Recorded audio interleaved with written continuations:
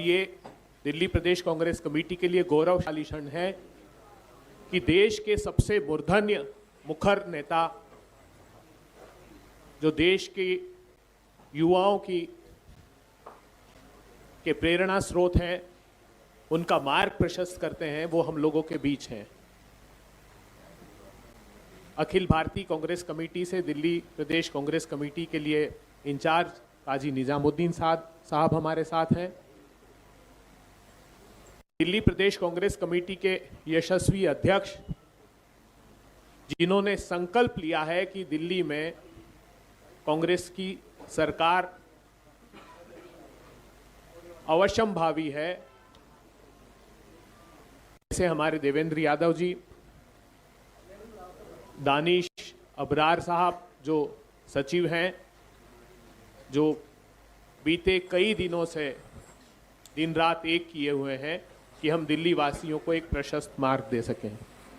मैं भारतीय राष्ट्रीय छात्र संगठन के अग्रणी नेता और छात्रों के प्रणेता वरुण चोपड़ा जी हमारे बीच हैं, और वरुण चौधरी जी, क्षमा कीजिएगा, हमारे बीच हैं। मैं काजी निजामुद्दीन साहब से आग्रह करता हूं,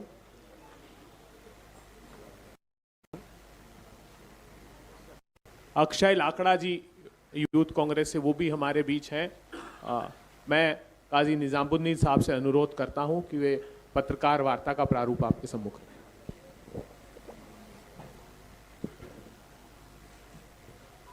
धन्यवाद अभय जी। हमारे बीच में देश राजनीति का जाना माना नाम सचिन पायलट जी हैं, जो कांग्रेस पार्टी के राष्ट्रीय महासचिव और केंद्रीय मंत्री रहे हैं और राजस्थान के उप मुख्यमंत्री रहे हैं। पूरे दिल्ली में जब भारत जोड़ो यात्रा हुई तो उसमें राहुल गांधी जी दिल्ली में घूमे, फिर उसके बाद भी लोगों के संपर्क में रहे, अलग अलग जगह गए। दिल्ली न्याय यात्रा हुई तो दिल्ली के प्रदेश अध्यक्ष आदरणीय देवेंद्र यादव जी दिल्ली में लगभग दिल्ली के हर कोने से वो यात्रा निकली, लोगों से संवाद स्थापित किया, और संवाद स्थापित करने के बाद जो निकल कर आए उन्हीं के आधार पर कांग्रेस पार्टी अपनी घोषणाएं कर रही है। तो निष्कर्ष में ये निकला कि भारतीय जनता पार्टी की मोदी सरकार ने जो केंद्र सरकार द्वारा बनाई गई नीतियां हैं वो, और आम आदमी पार्टी की दिल्ली राज्य की सरकार की नीतियां, दोनों नीतियों ने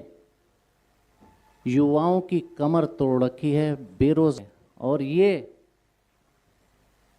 तकलीफ युवाओं की, बेरोजगारों की कांग्रेस पार्टी महसूस करती है। और उसी की कड़ी में अब जो आने वाला 5 तारीख का चुनाव है, उसके लिए कांग्रेस पार्टी अपनी तीसरी गारंटी युवा बेरोजगारों के लिए लेकर आ रही है। तो जिसके लिए आज हमारे बीच में एक युवाओं के राजनीति में प्रतिनिधित्व कर रहे सचिन पायलट जी मौजूद हैं। तो उस घोषणा को, क्योंकि कांग्रेस पार्टी पर जनता विश्वास करती है, नेतृत्व पर कांग्रेस पार्टी के राहुल गांधी जी पर विश्वास करती है, सचिन भाई सभी हमारे पार्टी के लोग जो कहते हैं वो करते हैं, और कांग्रेस पार्टी जो कहेगी उसको पूरा करेगी अगर कांग्रेस पार्टी की सरकार बनती है। तो आज इस घोषणा के लिए जा रहे हैं। और दिल्ली राज्य छोटा है लेकिन देश की राजधानी है। यहाँ के विधानसभा चुनाव महत्वपूर्ण चुनाव हैं, और इन चुनावों के अंदर कांग्रेस पार्टी के तमाम नेता कार्यकर्ता पूरी ताकत के साथ सभी विधानसभा क्षेत्रों में अपना काम जिम्मेदारी से निभा रहे हैं। जैसा कि काजी साहब ने बताया,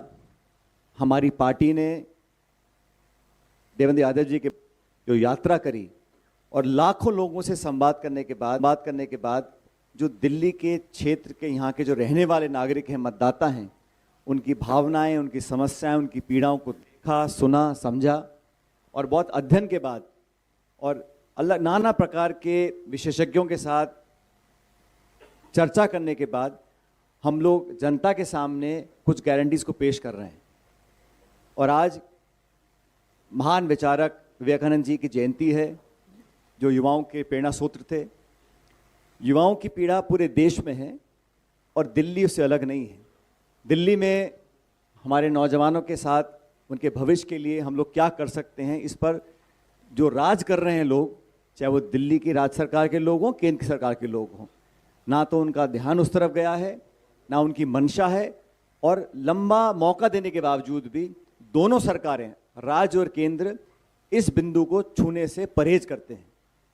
इसलिए हम लोग अपनी पार्टी का पक्ष रखेंगे। लेकिन दिल्ली के अंदर इतिहास गवाह है,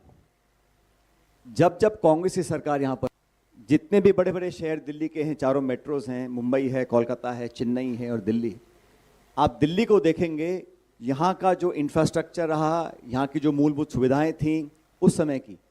जब रखी गई थी, जब विकास हुआ था, पूरे देश में लोग दिल्ली के विकास को अग्रिम मांगते थे। कांग्रेस सरकारों में, शीला जी के राज में जो डेवलपमेंट यहाँ पर हुआ, बिना टकराव के, बिना विवाद के, संपूर्ण ताकत के साथ पूरी सरकार ने यहाँ पर दिल्ली को विकसित किया था। पिछले कुछ सालों में यहाँ का जो वातावरण है वो सिर्फ यहाँ तक सीमित रह गया,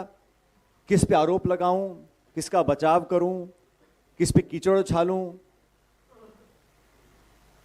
केंद्र सरकार, राज्य सरकार, मेरा घर तेरा घर, मेरा वादा तेरा वादा, और अपने आप को स्थापित करने की जो जद्दोजहद दोनों सरकारों की रही, उसमें दिल्ली का ध्यान नहीं रखा गया। खुद के किए गए वादे,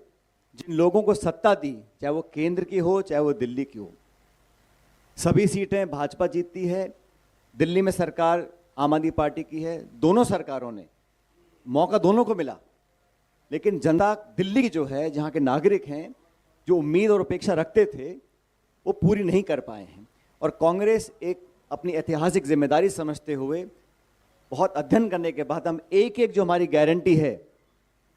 वो हमारी उसमें प्रतिबद्धता है, विश्वसनीयता है, और हमारा जो 130-40 साल का इतिहास है वो से बंधा हुआ है। तो जो जिम्मेदारी से हम लोग वादा करेंगे उसको पूरा करेंगे। जनता इस बात को जानती है। और मैं धन्यवाद देना चाहता हूं देवेंद्र जी का कि इन्होंने तमाम कठिनाइयों का सामना करते हुए, और यहाँ पर क्योंकि शासन दिल्ली में दूसरी पार्टी का है, केंद्र में किसी और पार्टी का, लेकिन कांग्रेस कार्यकर्ताओं को एकजुट करने के लिए और खासकर नौजवानों को प्रोत्साहित कर कर राजनीति की अग्रिम पंक्ति बुलाकर खड़ा किया, उसके लिए वो धन्यवाद के पात्र हैं। ये चुनाव महत्वपूर्ण है, पूरा देश इस चुनाव को देख रहा है, और हम लोगों ने इस बात पर ध्यान दिया कि बजाय इसके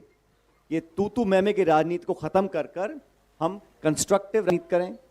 हम वो बातें रखें जनता के सामने जिन मुद्दों को जनता सुनना देखना चाहती है। अपने सपनों को साकार करने के लिए हम दिल्ली के लोगों के लिए क्या कर सकते हैं, चर्चा इस पे होनी चाहिए। चर्चा सीमित इस पे नहीं होनी चाहिए कि मेरा वर्चस्व कायम रहेगा, मैं बड़ा नेता हूं, मैं छोटा नेता हूं, ये मेरा अधिकार है, ये मेरा कार्य क्षेत्र है, फाइल पे दस्तखत कौन करेगा, किसका यहाँ प्रभाव ज़्यादा है। ये ईगो क्लैश में दिल्ली के लोगों को नुकसान हुआ है। इसलिए हम लोगों ने, कांग्रेस पार्टी ने बहुत सोच समझकर अपना कैंपेन तैयार किया है, अपने उम्मीदवारों का हम चयन कर रहे हैं, और मुझे पूरा विश्वास है कि 5 फरवरी को जब यहाँ के लोग मतदान करेंगे तो इतिहास को याद करेंगे, किसने क्या कहा और क्या किया। जिन्होंने वादे किए थे, जिन मुद्दों को लेकर लोग राजनीति में आए, जिन मुद्दों को लेकर राजनीतिक कार्यक्रम किए, जनता ने संपूर्ण मौका दिया, कितना वो खरा उतर पाए, कितना नहीं उतर पाए। और वो लोग जो यहाँ केंद्र में देश भर में शासन करते हैं, उनकी नाक के नीचे यहाँ पर जनता ग्रस्त है, चाहे प्रदूषण हो, चाहे बेरोजगारी हो, चाहे महंगाई हो, चाहे नाना प्रकार की दिक्कतें हैं, उनको पूरा करने में या तो उनकी मंशा नहीं थी, या फिर अपनी खुन्नस में, अपने खुंदक में यहाँ के लोगों को वो दंडित करना चाहते थे। ये जनता समझ चुकी है। हम लोगों ने निर्णय लिया है कि अगर जनता कांग्रेस को अपना आशीर्वाद देती है तो हमारी प्राथमिकताएं बहुत सारी हैं, लेकिन नौजवानों के प्रति विशेष रूप से राहुल गांधी जी, खड़गे जी, हम सब ने निर्णय लिया कि हम सबको दिल्ली में रहने वाले जो हमारे साथी हैं, जो नौजवान हैं, जो शिक्षित हैं और जो रोजगार के अभाव में दर दर भटक रहे हैं, उनको साधने के लिए, उनको प्रोत्साहन देने के लिए, उनको संबल देने के लिए सरकार का कुछ दायित्व होता है। और मैं हमेशा कहता हूं, सरकार का जो पैसा खर्च होता है, एक एक रुपया सरकार खर्च करती है, किसी के जेब से नहीं जाता, जनता का पैसा होता है। तो उसको खर्च करने के लिए बहुत सोच समझ के हमको अपना नीति निर्माण करना चाहिए। इसलिए हमको लगा कि प्राथमिकता नौजवानों को, क्योंकि नौजवान अगर फ्रस्ट्रेट होगा, अगर वो हतोत्साहित हो जाएगा, तो ये दिल्ली के लिए अच्छी बात नहीं है, देश के लिए अच्छी बात नहीं है। तो हमने निर्णय लिया है, हमारी पार्टी ने निर्णय लिया है, और मुझे बड़ी खुशी है कि इस गारंटी को आज जनता के समक्ष रखने के लिए पार्टी ने मुझे आदेशित किया है। और मैं आप सब के माध्यम से दिल्ली के लोगों को बताना चाहता हूं कि हमारी सरकार बनने के बाद हमने निर्णय लिया है, जो भी दिल्ली का निवासी मतदाता शिक्षित होगा, लड़का लड़की, और वो बेरोजगार होंगे, उनको हम 1 वर्ष तक, और हम चाहते हैं हम उनको ताकत दें ताकि अपने जीवन को सुधार सकें। हम लोग सरकार बनने के बाद हर शिक्षित बेरोजगार व्यक्ति को 8,500 रुपये प्रति माह का उसको हम आर्थिक मदद देंगे 1 साल के लिए। लेकिन ये मदद सिर्फ आर्थिक नहीं होगी, हमारी कोशिश ये रहेगी कि हम उन लोगों को उस क्षेत्र में अब्जॉर्ब करवाएं जहां उन्होंने ट्रेनिंग या पढ़ाई करी है। कंपनियों के माध्यम से, फैक्ट्रीज के माध्यम से, संगठनों के माध्यम से, उनके माध्यम से 8,500 रुपये प्रति बेरोजगार शिक्षित नौजवान को हम देंगे। और हमारी कोशिश रहेगी कि हम दिल्ली में जो उद्योग हैं, फैक्ट्रीज हैं, कंपनीज हैं, उनके माध्यम से वो पैसा दें ताकि वो लोग, अगर उनको आर्थिक मदद मिले, उसके लिए वो काम कर सकें, अपनी स्किल सेट्स को बढ़ा सकें, अपनी कार्यकुशलता को और विकसित कर सकें, ताकि 1 साल समाप्त होने के बाद वो अपने आप उस क्षेत्र में अब्जॉर्ब हो सकें। और रोजगार निर्मित करने का जो काम होता है वो सरकार की पहली प्राथमिकता होनी चाहिए। मुझे खेद है कि राज्य सरकार और केंद्र सरकार दोनों ने बेरोजगारों को नजरअंदाज किया, और जो निवेश होकर, उद्योग लगकर पढ़े लिखे बच्चे बच्चियां रोजगार पा सकते थे, वो कई साल तक मौका देने के बावजूद ये दोनों सरकारें काम नहीं कर पाई। और कांग्रेस ने, चाहे वो राजीव जी की सरकार हो, जब आईटी क्षेत्र में हम लोगों ने जनता को प्रोत्साहित करने का काम किया था, मनमोहन सिंह जी की सरकार में हमने जीडीपी को बहुत आगे बढ़ाया था, और मैं खुद उनके साथ सरकार में मंत्री था, तो आईटी के क्षेत्र में, टेक्नोलॉजी के क्षेत्र में बहुत हम लोगों ने काम किया था। दुर्भाग्यवश आज जो राजनीति दिल्ली में हो रही है वो सिर्फ मीडिया मैनेजमेंट की है,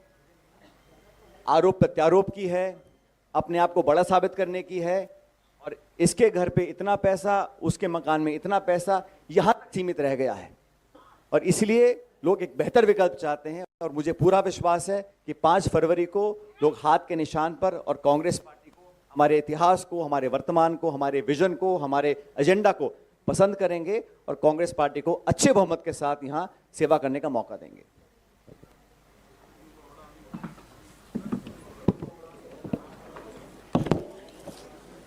इस योजना का नाम, जैसा आप सब अभी देखेंगे, युवा उड़ान योजना के नाम से इस स्कीम को हम लोग लॉन्च कर रहे हैं।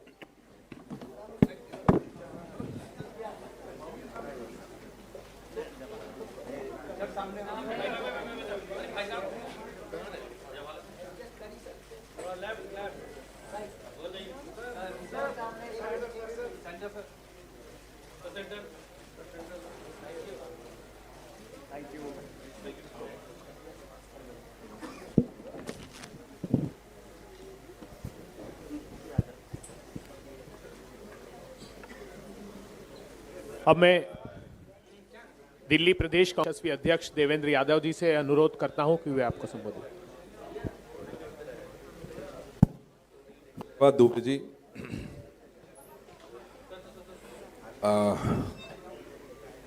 मैं इससे पहले कि अपनी बात शुरू करूं, मैं सभी देशवासियों को